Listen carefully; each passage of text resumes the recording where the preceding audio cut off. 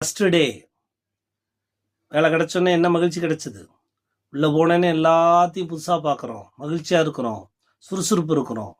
அப்போ அன்னைக்கு பூரா கற்றுக்குறோம், என்னெல்லாம் கற்றுக்க முடியுமோ, எவ்வளோ டைம் இருக்குமோ கற்றுக்குறோம். அப்படியே நம்ம டெய்லி போய்கிட்டே இருக்கு.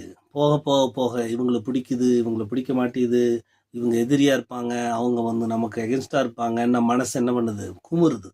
அல்ல, தினம் தினம் யாரெல்லாம் முதல் நாளிலே எப்படி வேலை செய்தவோ மகிழ்ச்சிகரமாக எதெல்லாம் கற்றுக்கிட்டோமோ அதே போல புது புது விஷயங்களை நாம் லேர்ன் பண்ணிகிட்டே இருக்கணும்.